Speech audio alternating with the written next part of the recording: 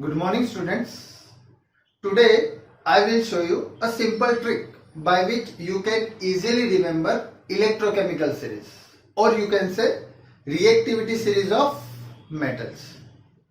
And if you know this series, you can easily solve all the problems related to reactivity of metals. Is it? So let's start. First of all, I will divide metals into three categories. First category is most reactive metals.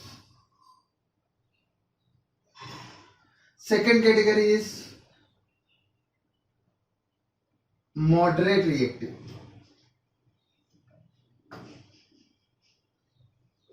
And third category is less reactive.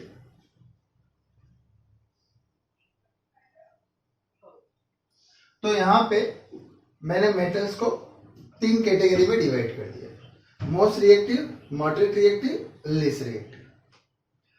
अब most reactive series को याद रखने के लिए हमें एक simple सा sentence याद रखना है। वो सेंटेंस है लिथियम के बाद थायोसाइनेट। लिथियम के बाद thiocyanate. This allyl represent lithium. Here this K represent potassium. Here Ba represent barium. This S represent strontium. This C represent calcium, and this N represent Na. So this is how you can easily remember this series. First one is lithium, then potassium, barium, strontium, calcium and sodium. Lithium के बाद thiocyanate. Clear?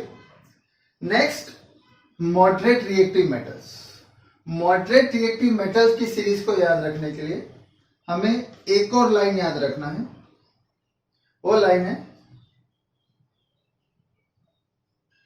Ma'am. Madam को हम short में ma'am बोलते हैं। M नहीं, M याद रखना है, ठीक है। मैम जिंक एंड CFC, ये तीन पर्सन है। पहला है मैम, दूसरा है जिंक और तीसरा है CFC। CFC को आप इस तरह से भी याद रख सकते हैं, क्लोरो फ्लोरो कार्बन, CFC। तो तीन पर्सन है, मैम, जिंक और CFC। को CO, को यहां मैं लिख रहा हूं CO, को NSP अवार्ड। तो मैम, जिंक और CFC को NSP अवार्ड मिला है। NSP नेशनल स्काई पेट्रोल, ये एक एजेंसी है जो इमरजेंसी केयर और आउटडोर सेफ्टी के लिए काम करती है। तो मैं फिर से रिपीट कर रहा हूं, मैम, जिंक और CFC को NSP अवार्ड, ठीक है। यहां पे अवार्ड को निगलेक्ट कर देना है, ठीक है।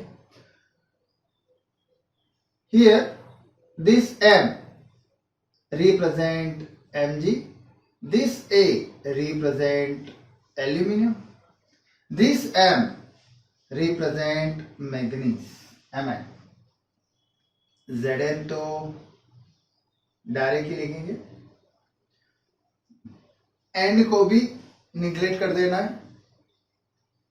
ये C रिप्रेजेंट करेगा क्रोमियम को, this F represent Fe, this C represent CD, CO को represent cobalt, CO. This N represent nickel, this S represent Sn, and this P represent Pb. Man, zinc और CFC को NSPO. Clear?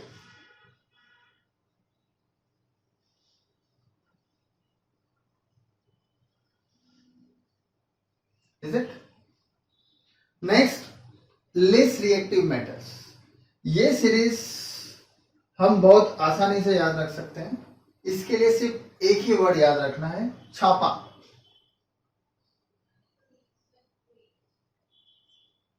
Simple word है छापा. So here this C represent copper, Cu. This H represent Hg, mercury. This A represent Ag, silver. This P represent platinum. This A represent gold. Is it? Chapa. So copper, then mercury, then Ag, then platinum. Clear? तो ये हमारी reactivity series हो गई. Sodium के बाद magnesium आएगा और Pb के बाद कॉपर आएगा. ठीक है? 3 कैटेगरी में डिवाइड किया था हमने. Most reactive, moderate reactive, least reactive. Most reactive metals can react with water.